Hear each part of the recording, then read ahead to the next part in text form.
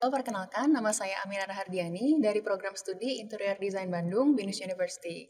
Kali ini, saya akan berbagi pengetahuan tentang visual merchandise, apa itu visual merchandise, apa saja jenis-jenisnya, dan lain sebagainya. Nah, harapannya, setelah menonton video ini, teman-teman dapat memahami apa itu visual merchandise, tujuan dari visual merchandising itu apa, pemahaman jenis-jenisnya itu apa, dan lain sebagainya, sehingga teman-teman di sini juga bisa kemudian mempraktekannya di proyek teman-teman ke depannya dengan pemahaman konsep pengetahuan dasarnya itu seperti apa. Kemudian setelah kita menghadapi tantangan yang perlu kita concern sebelumnya, ada juga strategi yang perlu kita lakukan ya sebagai visual merchandiser, yaitu juga bagaimana cara keefektifan kita kerja gitu ya. Setidaknya di sini ada 3 poin teman-teman. Yang pertama, ruang yang memudahkan untuk memilih sebuah barang dan melakukan kegiatan jual beli. Jadi kita juga harus memperhatikan ruang, luas dan lain sebagainya saat kita menjadi visual merchandiser. Kemudian di poin yang kedua itu ada produk yang mudah terlihat dan ditemukan gitu ya oleh pembeli. Jadi itu adalah konsep utama agar sebuah visual merchandising itu juga menjadi hal yang efektif gitu ya teman-teman ya. Kemudian ada juga petunjuk yang jelas dan informatif saat kita melakukan visual merchandising gitu ya. Jadi selain kita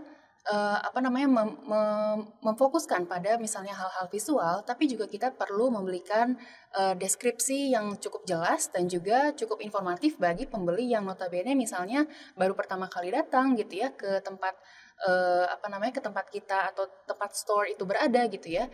Jadi setidaknya ada 3 hal ini agar kita melakukan visual merchandising yang cukup efektif. Nah, setidaknya selanjutnya adalah kita memahami apa itu jenis-jenis in-store visual merchandising ya teman-teman. Jadi seenggaknya ada 5 in-store visual merchandising yang perlu kita ketahui.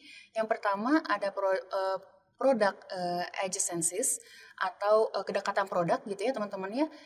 Yang kedua ada wall fixtures dan yang ketiga ada floor layout. Jadi lebih ke masalah layouting ya teman-teman ya. Dari dimana project adjacencies di sini kita lebih fokus kepada jenis-jenis produk seperti contohnya seperti pakaian atau misalnya di sini sepatu ya teman-teman. Jadi sepatu dengan sepatu lagi jenis sepatu yang berbeda kita melayoutkannya secara lebih dekat gitu ya. Kemudian juga dari jenis baju berdekatan dengan jenis baju lagi gitu ya.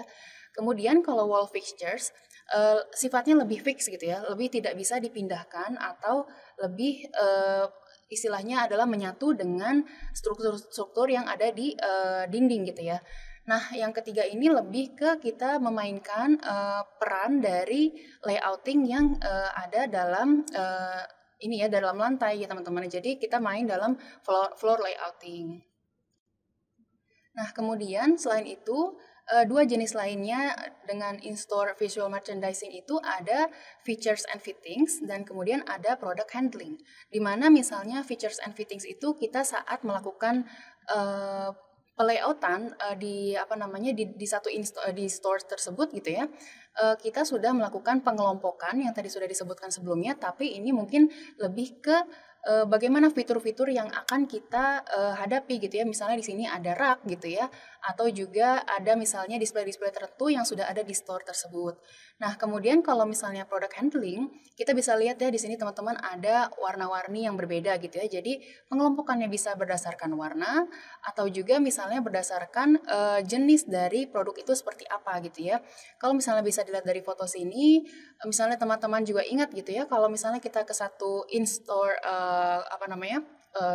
area gitu ya, di situ ada satu misalnya produk baru atau produk unggulan brand tersebut gitu ya, itu ditempatkan misalnya di tengah gitu ya teman-teman ya. Dari tengah tersebut ada produk-produk yang istilahnya mendukung di sekitarnya gitu ya. Jadi kalau misalnya kita memiliki beberapa produk unggulan atau misalnya warna-warna tertentu yang bisa kita kelompokkan, ini adalah termasuk dari jenis-jenis product handling yang bakal kita lakukan saat kita melakukan visual merchandising. Nah, kemudian setelah itu, setelah kita memahami konsep-konsepnya dan juga jenis-jenisnya dan lain sebagainya, kita juga perlu memahami ya teman-teman ada perbedaan visual merchandiser dan juga window display yang suka ada di satu store gitu ya, atau di satu toko gitu. Bedanya apa sih gitu ya? Jadi kalau window display adalah suatu tempat juga untuk istilahnya hanya pemajangan produk pada jendela toko gitu ya teman-teman ya. Jadi istilahnya hanya untuk menunjukkan jenis-jenis produk yang ada dalam toko tersebut. Sedangkan di sini jika ada satu role dari visual merchandiser, di situ toko akan memiliki satu orang yang istilahnya memahami gitu ya dari konsep-konsepnya, dari tren dan lain sebagainya untuk mengatur window display yang ada di toko tersebut. Jadi bedanya apa? Hanya kita memiliki window display dan juga dengan adanya peran visual merchandiser itu di mana visual merchandiser memiliki peran yang cukup signifikan dari misalnya kita menempatkan atau misalnya kita memahami konsep dari sebuah window display yang akan dipajang di satu store atau toko.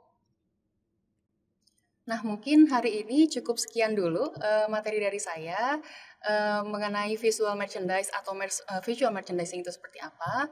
Terima kasih teman-teman atas perhatiannya. Sampai jumpa di lain kesempatan.